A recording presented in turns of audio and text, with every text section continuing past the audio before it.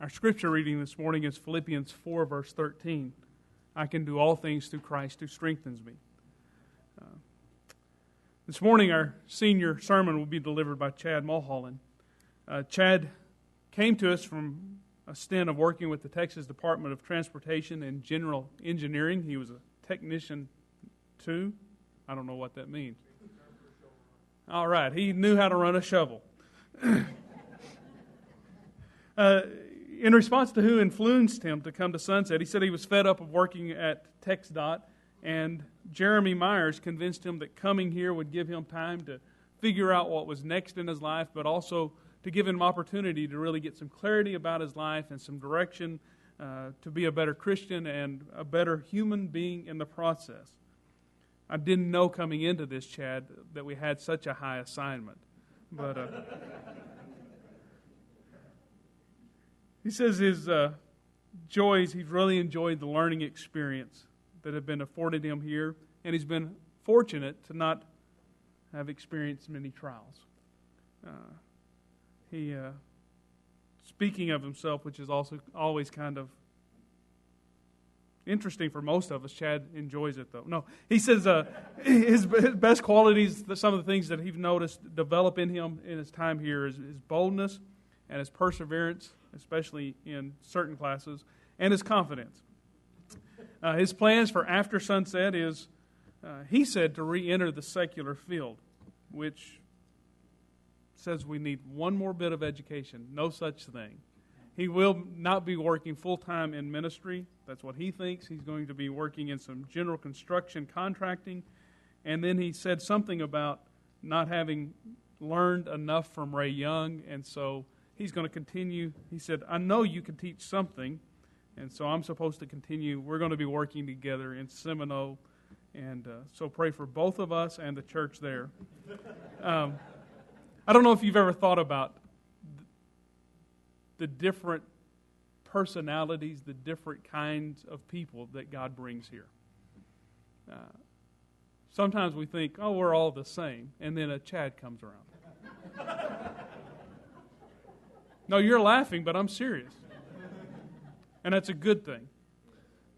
Chad, it's been a blessing to have you here. It's been a challenge occasionally, but that's a good challenge. And if you're around Chad, you know he loves to have a good time. He enjoys people. He enjoys giving people a hard time. But that's part of what makes him unique. And God's gifted you in a lot of ways. And although maybe you're not even exactly sure what the future holds for you, Chad, we are excited because we believe that God has done work in you. And we appreciate your heart and your love for people and your commitment to do what's right and to build relationships with people. And we know that God's going to work in you and through you to build up the kingdom however He chooses to do that. When I think of Chad, I think of a verse that I read yesterday in Colossians 3. Whatever you do, do it all to the glory of God. Chad, preach the word. Preach the word.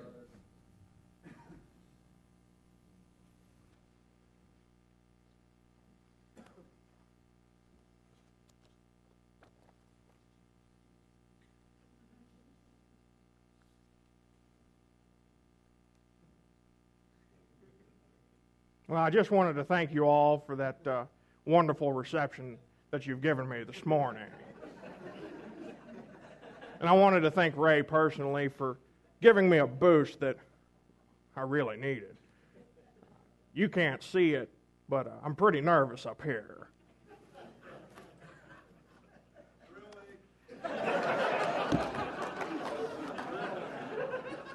I was just waiting, Matt. I didn't know how long I was going to have to do it, but I was going to do it. Seriously, though, I do want to take just a moment because I don't have all the time I'd like to. I cannot express in words, they don't exist, how much I appreciate this place. And it's not this place that I appreciate, but what makes it. That's you guys. Couldn't have done it without you. And wouldn't have done it without you. And I sure hope that Rodney Epps is either listening or here somewhere, because he stole my sermon yesterday. So I had to reword it. So when I crash and burn, I want everybody to blame Rodney. But if you would, I want you to imagine something with me for a minute. Close your eyes if you want. You don't have to. Your alarm goes off. It's 6 a.m. You wake up. It's been a fitful night's sleep. Checking your emails, as most of us do, you see one from your biggest contributing supporter. Due to unfortunate circumstance, we can no longer support you at Sunset Bible Institute. Being taken back, you stop right there where you sit and you pray to God. See me through this. You get up and you go on about your morning routine.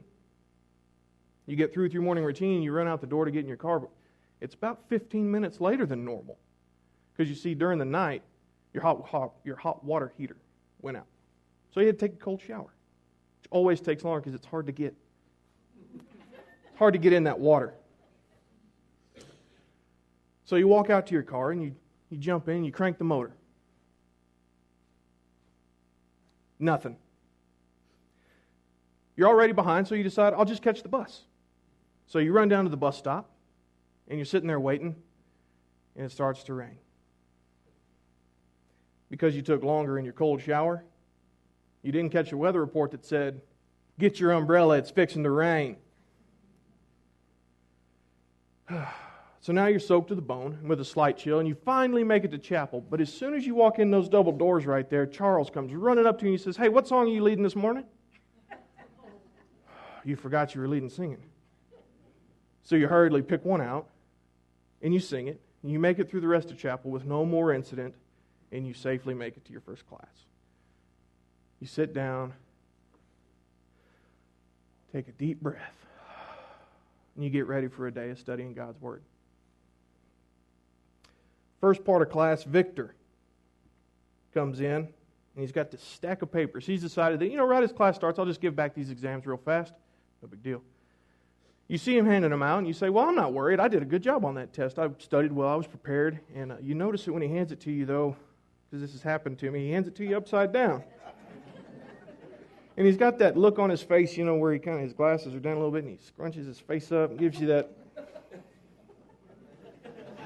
And then he pushes them up and goes on.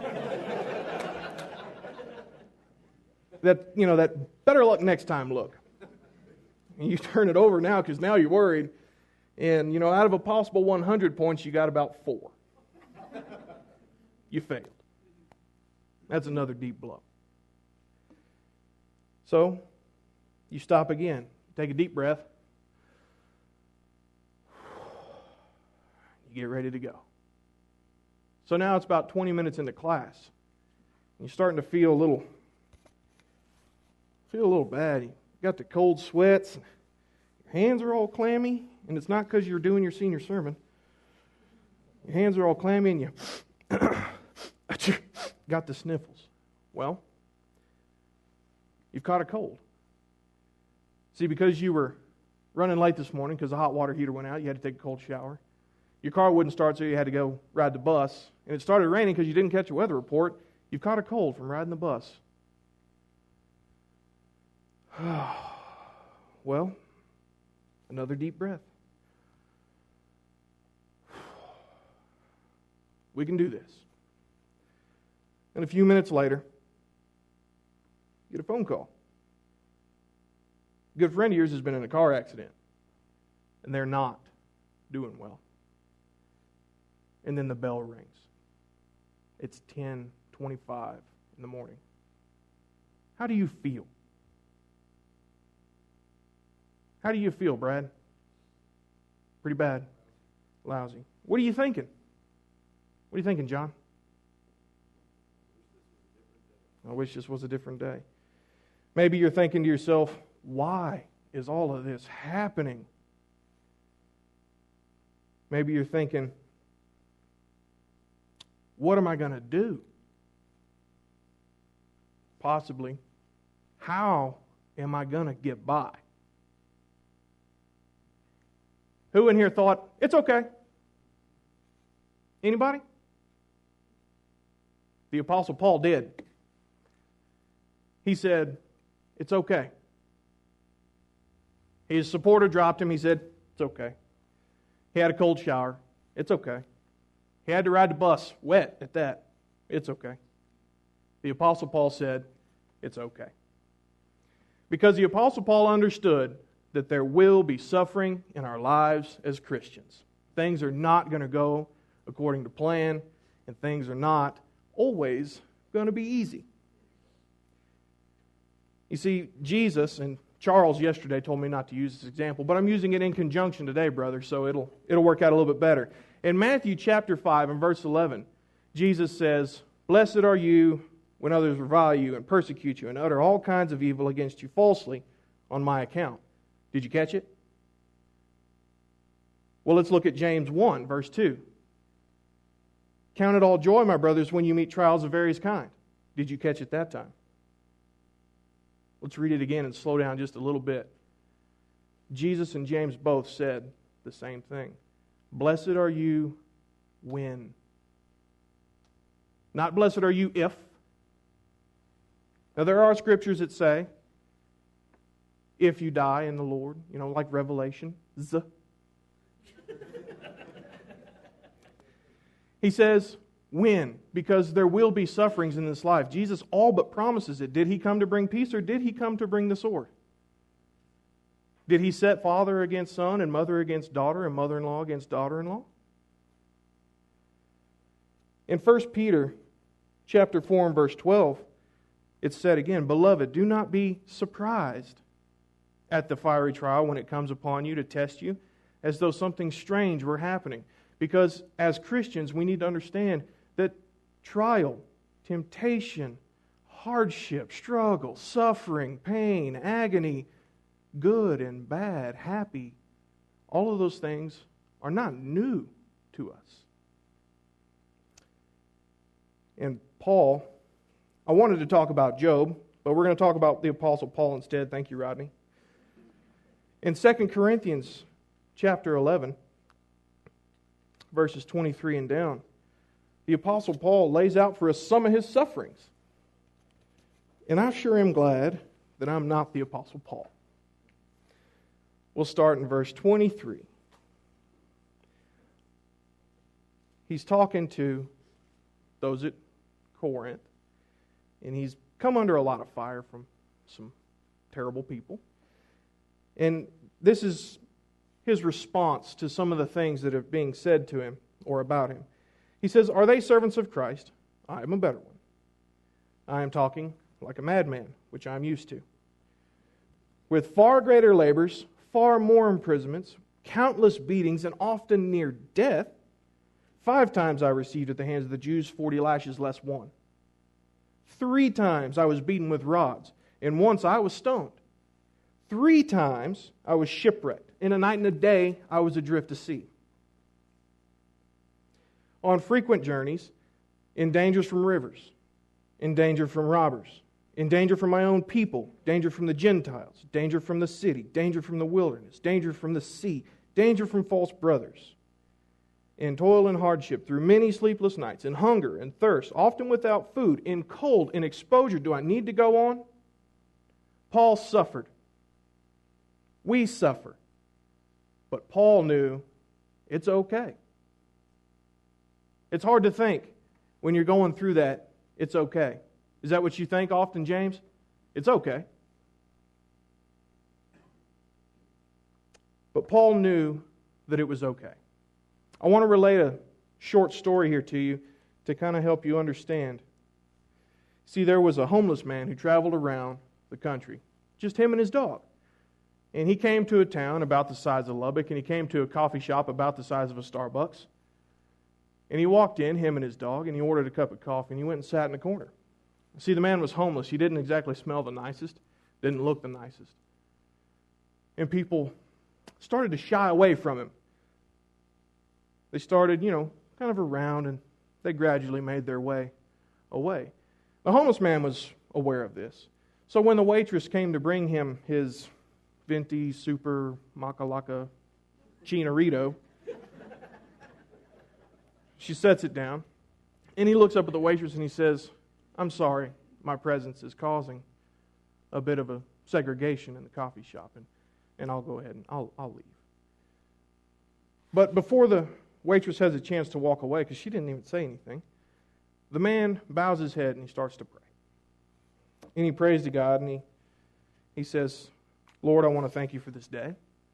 I want to thank you for all the things you have provided for me. I want to thank you for all the things that you've brought me through and all the things that you will bring me through in the future.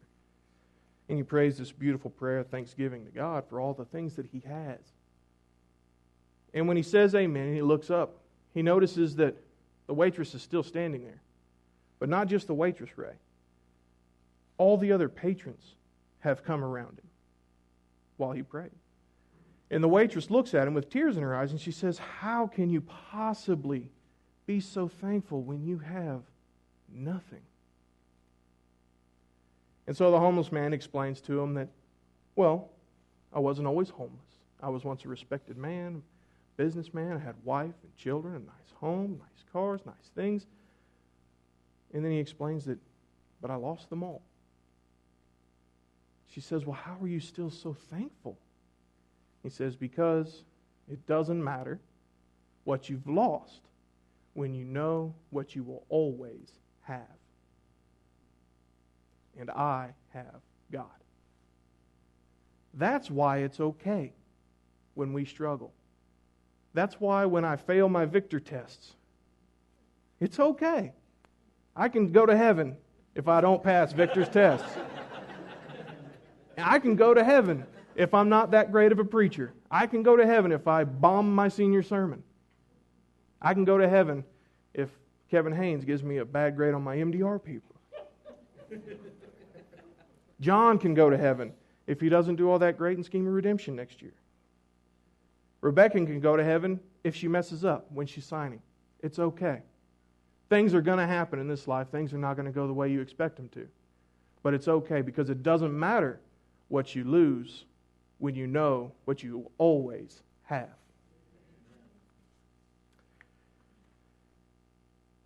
But why is it okay? We know it's because of what we have, but what is it that we have that makes it okay?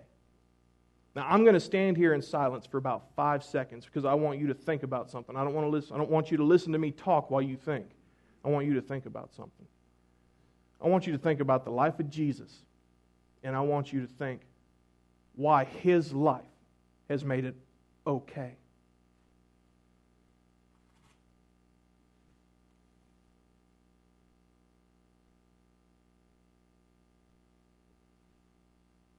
What'd you think about? Did you think about, well, because Jesus suffered, but he persevered? Did you think it's okay because he knew that the relationship with the Father when he went alone to pray is what got him through it? Those things are all true. But those things are what Jesus did to make it okay for Jesus. What did Jesus do to make it okay for us? Luke tells us in chapter 19, in verse 10, Jesus made it okay because he came to seek and to save the lost. It's through that salvation that he makes it okay. You see, he also says in Matthew chapter 10 and verse 28, do not fear those who can kill the body. There's no need to fear your sufferings. There's no need to be discouraged and disheartened by your sufferings because there's no need to fear those who kill the body, but there is a reason to fear the one who can kill the both body and the soul. That's how Jesus made it okay. And Jesus made it okay on the cross. In Colossians chapter 2, and you have to thank Ed for this, teaching me this. In chapter 2, verses 13 and 14, he says, all of you who were dead in your trespasses, not okay. Not okay. All of you who were dead in your trespasses and the uncircumcision of your flesh, God made alive together with him, having forgiven. Luke 19:10, Jesus came to seek and save the lost, to forgive and to save. Having forgiven us all our trespasses, all of our cold showers, all of our lost supporters, all of our bus rides, all of our bankruptcies, all of our strugglings with addictions, all of our strugglings with living a godly life, all our trespasses by canceling the record of debt, nailing it to the cross. And that's not just saying, oh, well, here's this debt, I'll just throw it under the desk. No, that means it doesn't exist anymore. It's canceled. When you paid off your mortgage and they put that big stamp, done. You don't have a mortgage anymore, you have a house. He took our record of sin. Done. We don't have sin anymore, we have salvation. And that, my friends, is why it's okay when you suffer. Everything's going to be okay. I'm not saying that you might not suffer all the way to the point of death, but it doesn't matter because it's okay. Salvation makes it okay. Now, I want you to think back to our hypothetical scenario when we started. It's a pretty rough morning. What do you think now? Do you understand now that no matter what you suffer in this life, it's okay? Because this life is but a vapor. It's the salvation that we have that makes us okay. You okay, Ray? Are you okay, Brother Ed? Now, some of us are going to head out, and some of us are going to stay behind. What I want you to remember this morning is it's okay. It doesn't matter what you lose when you know what you have. And we have salvation.